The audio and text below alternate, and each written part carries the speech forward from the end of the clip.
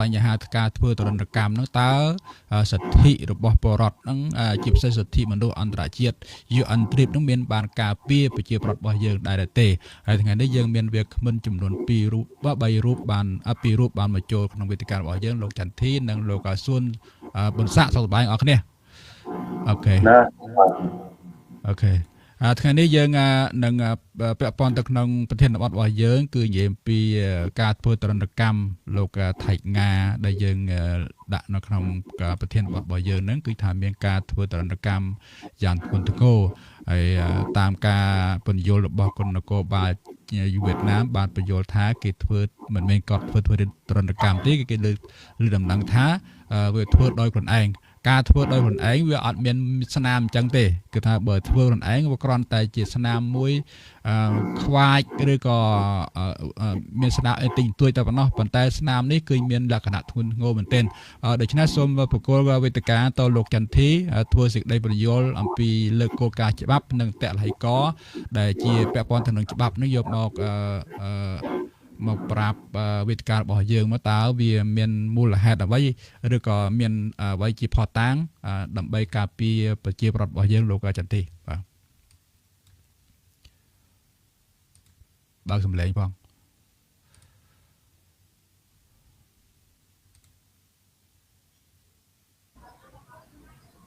គណៈសូមអរគុណព្រះអង្គសម្រាប់សម្រួលជាទីគោរពដល់បងពុះ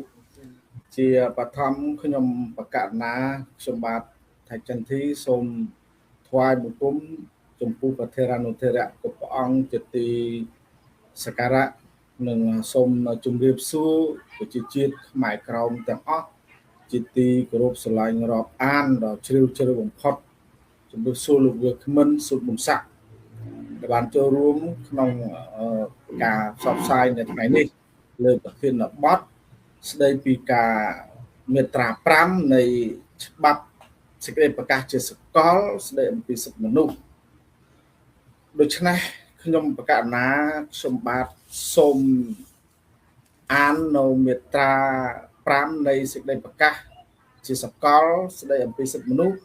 ជូនលោកស្រីប្រិយមិត្តអ្នកតាមដានជាទីសម្ដាប់ពិសេសជាបរដ្ឋខ្មែរក្រមទាំងអស់ដែលកំពុងរស់នៅលើអធិបតេយ្យភាពនៃកម្ពុជាក្រោមចូលរួមស្ដាប់ស្វែងយល់ដើម្បីយើង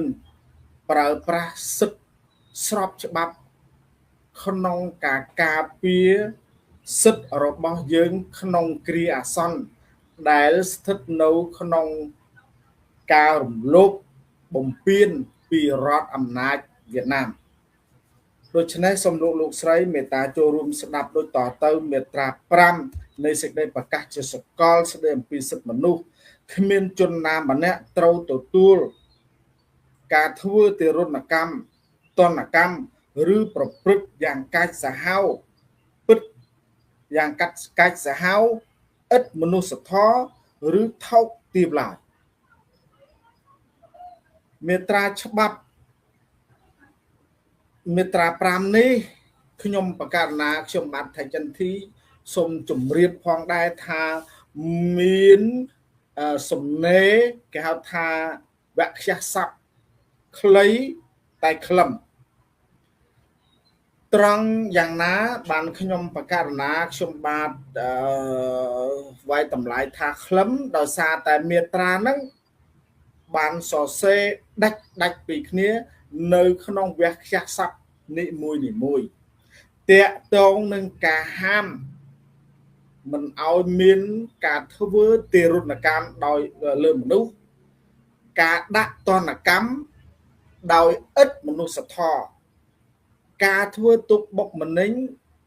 ដោយកាចសាហាវគឺត្រូវបានហាមដាច់ខាតនៅក្នុងរដ្ឋដែលជាសមាជិកអង្គការសហប្រជាជាតិពិសេសទៀតនោះគឺហាមដាច់ខាតចំពោះរដ្ឋជាសមាជិកគណៈកម្មការអង្គការសហប្រជាជាតិទទួលបន្ទុកសិទ្ធិមនុស្សនឹងខ្ញុំចង់ជម្រាប ហើយមូលហេតុអីបានជា KKCCTV ដាក់មកនៅប្រធានបទនេះក្នុងកម្មវិធី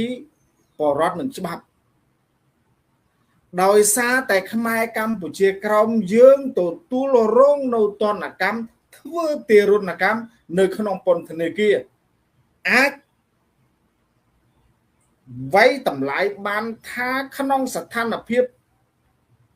ការសួរចម្លើយក្នុងសំណុំរឿងលោកថាច់ងាត្រូវបានចោទពីបទកេងចំណេញផលប្រយោជន៍ធ្វើឲ្យប៉ះពាល់ដល់ប្រយោជន៍របស់រដ្ឋពួកគេបានដាក់ការចោទប្រកាន់ដោយសំអាងលើធាតុផ្សំបទល្មើសអំណះអំណាងថាប្រើប្រាស់ប្រព័ន្ធ Facebook ឈ្មោះថាច់ងាផងឈ្មោះដតីទៀតផងដាក់ផ្សាយដំណឹងមិនពិតពីរដ្ឋាភិបាល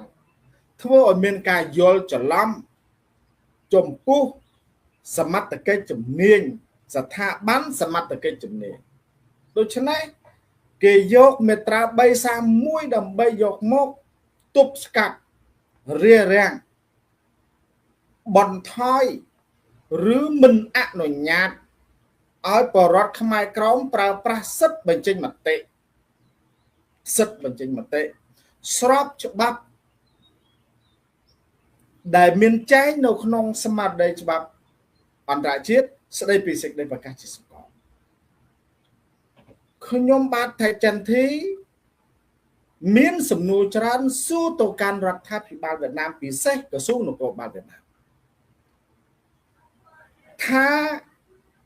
ក្នុងអំឡុងពេលដែលលោកថាច់ងាស្ថិតនៅក្នុងការគ្រប់គ្រងរបស់សមត្ថកិច្ចពន្ធនាគារនិងសមត្ថកិច្ចអនុវត្តនីតិវិធីតុលាការហេតុអីបានជាថ្ងាសលោកថាច់ងាបានបន្សល់ទុកនៅស្លាកស្នាមខ្វែងជើងក្អែកនៅកណ្ដាលថ្ងាសហើយធំប៉ុន្តែថ្មីនេះកាលពីថ្ងៃ23 24និងថ្ងៃ25ខែធ្នូឆ្នាំ2025ឥឡូវហ្នឹងខ្ញុំបានទទួលនៅសារទូលេខ1ពីកម្ពុជាក្រោមថាមន្ត្រីនគរបាលខេត្តវិញឡុងប្រកាសប្រាប់មកក្រុមគ្រួសាររបស់ជនរងគ្រោះថាច់ងាថាថាច់ងាបានប្រព្រឹត្តស្លាកស្នាមនោះឡើងដោយខ្លួនឯងទេវាជាហេតុផលមិនត្រឹមត្រូវទើបយើងសម្រេចចាត់ដាក់មាត្រា5ដើម្បីប្រកាសជូនរដ្ឋាភិបាលវៀតណាមនៃក្រសួងសម័យស្ថាប័នជំនាញរបស់វៀតណាមឲ្យជ្រាបពីសិទ្ធិរបស់អស់លោកមានក្នុងការបំពេញនីតិវិធីរបស់អស់លោកប៉ុន្តែក្នុងករណីអស់លោកប្រើប្រាស់សិទ្ធិហួស